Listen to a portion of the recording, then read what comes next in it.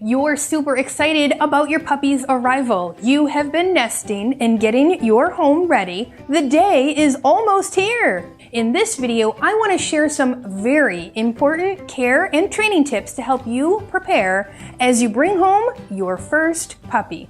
Now, before we start, be sure to hit that thumbs up and let me know you're watching. And if you haven't done so already, hit that subscribe button so you can get notified when next week's video goes live. Michelle here with How to Train a Dream Dog.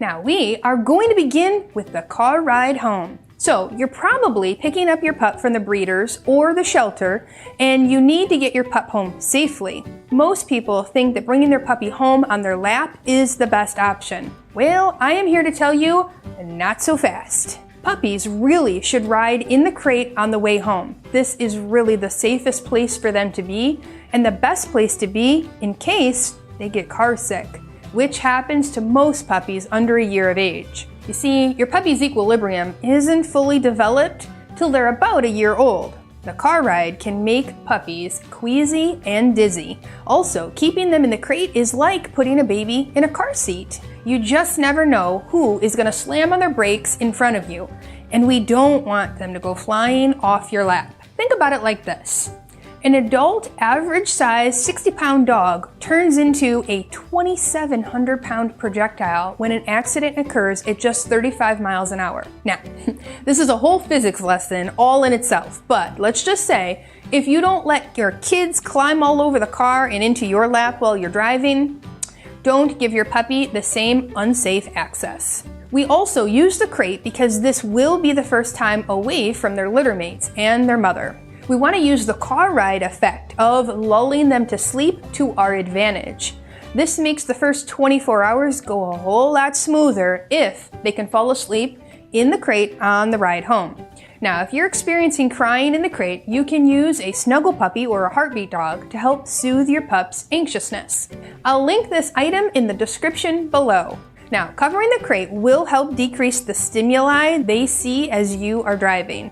You can get a DAP or dog appeasing pheromone spray to help calm your anxious pup too. Dog appeasing pheromones are similar to the scent the mother dog naturally gives off to calm her pups. There's a spray, a collar, and a plug-in that you can use.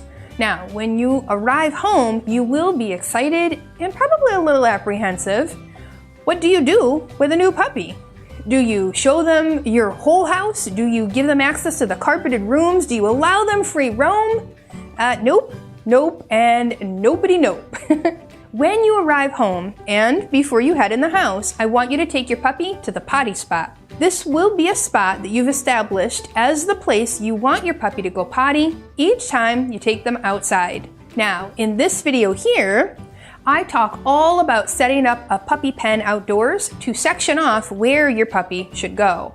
This will help them stay more focused outside as well, since there will be a lot of distractions that will kind of help get them off track. Once your pup has gone potty, you can head inside, but you're only going to allow access to one room right now.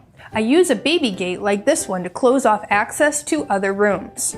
Now, if you give your pup too much space, they will likely have an accident. Besides, they really aren't trustworthy just yet.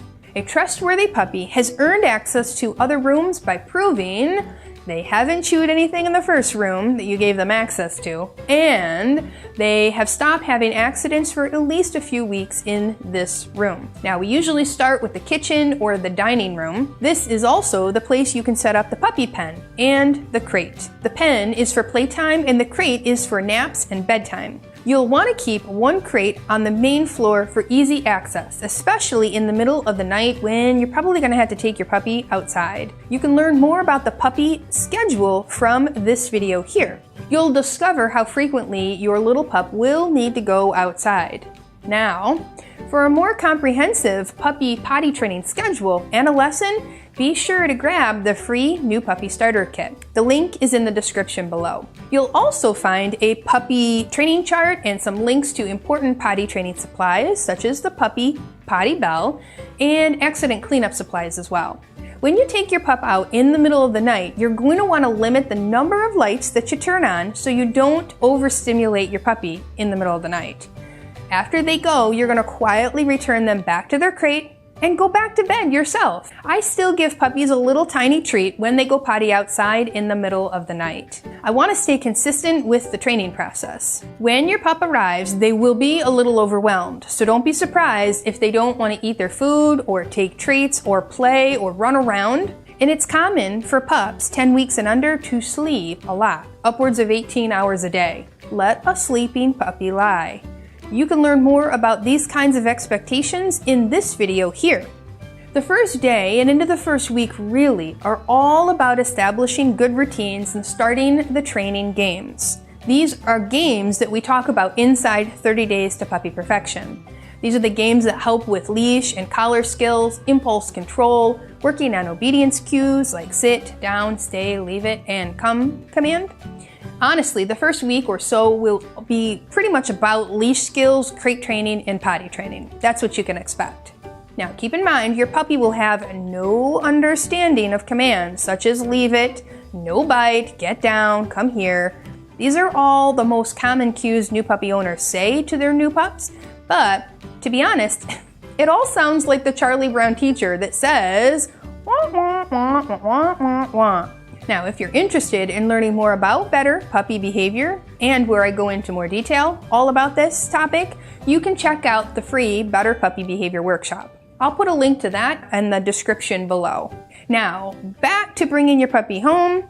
I think a lot of the hot topics or the areas where new puppy owners struggle the most are potty training, crate training, and biting. Now, biting or nipping is one of those behaviors everyone wishes would stop. But you can expect it to stick around for a little while. Your puppy has a natural urge to bite and chew, and it really does get stronger during the teething stage, which usually kicks in at about 12 weeks and goes until about 6 months. Most brand new puppies around 8 to 10 weeks do a little nipping and a little biting, but not nearly as much as a teething puppy. I want you to be prepared when this behavior starts or gets worse, as there isn't one magic thing to make it stop.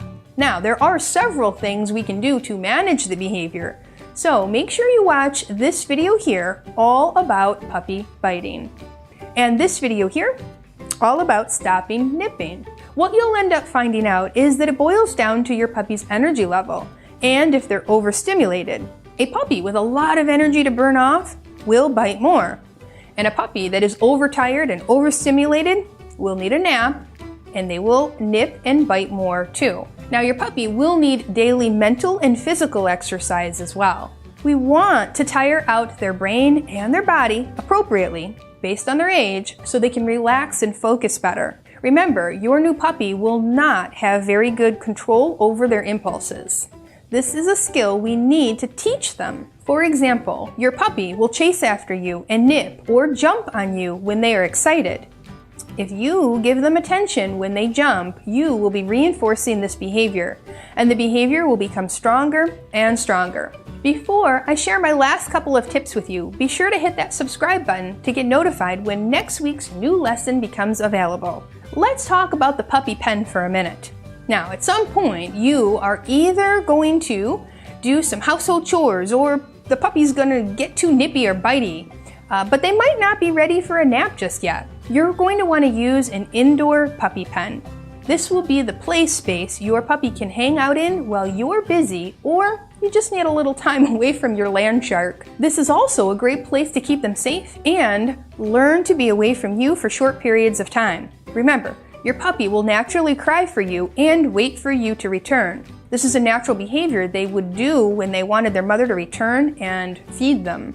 We need to teach our puppies that this behavior doesn't work anymore. Our puppies should learn to be away from us for periods of time. Otherwise, they will develop separation anxiety later in life. Now, true separation anxiety usually includes trying to escape from their crate, excessively licking or chewing on themselves, harming themselves, or destroying your home in your absence. Most new puppy owners think their puppy is experiencing separation anxiety when they bark and cry. We don't call this true separation anxiety, as it typically hasn't escalated to the activities I mentioned a moment ago. What your puppy is doing is going through what we call the extinction burst. They need to learn you won't return every time they cry and bark. This is why it's so important to start immediately working on crate training and spending some time away from your puppy. Otherwise, they will become very dependent on you and continually get stressed out in your absence. Now, the last topic I want to talk about is introducing your puppy to either a resident dog or the kids. It's important that if you have another dog in the home, that you do a slow introduction when the puppy arrives. Do not expect them to become instant best friends. It may take several weeks for your older dog to get used to the new puppy. It will be important to make sure both dogs are well exercised before meeting, as this does take some of the tension and pressure off when they have already released some of that energy. When you allow the dogs to play or interact together, be sure to do this in small increments of time. 10 minutes at a time to start is ideal. This way, neither will get overwhelmed and reactive. Now, giving the dogs breaks is also important. Play should look like an even game of tag back and forth. And if one dog is constantly getting pinned, this is not good play. Now, if you're introducing your puppy to the kids, make sure to tell the kids ahead of time what to do and where to be when puppy comes in the home. We don't want to overwhelm the puppy with high-pitched squeals and screams or racing and running around. Kids should be sitting calmly in a chair or on a stool. We like to have the kids up off the floor so the pup doesn't pounce and jump all over them and start nipping. The lower to the floor they are, the more excited a puppy becomes, and this can actually lead to overstimulation, nipping, and biting. Let the kids know they will need to move through the house calmly and quietly, as the fast movements and higher pitched talking and noises actually draw the puppy in, and again, the nipping starts. Puppies can get really confused with kids as their body posture often gives conflicting messages. Arms and hands flailing and lowered body posture, such as leaning over, pulling hands away very quickly when puppy attempts to lick or nip, can also confuse a puppy. Kids often ask the puppy to perform commands that they just don't know yet, and they tend to accidentally reinforce the wrong behaviors. Like I mentioned earlier, if a puppy jumps and gets attention, even if it's on a kid pushing a puppy off, this can be seen as reinforcement to a puppy. Training the puppy and teaching the kids go hand in hand. Both kids and puppies will not know what to do or what not to do until they're both taught these things and these skills. I hope this video helps you and your puppy start out on the right path. Bringing a new puppy home can be super exciting and a little nerve-wracking at times. Expect setbacks and successes often within the first year of your puppy's life. There's a lot a puppy needs to learn, and a new puppy owner too. Now, in the comments below, tell me, when will your new puppy arrive home? Or, if you already have your puppy, how long have they been with you?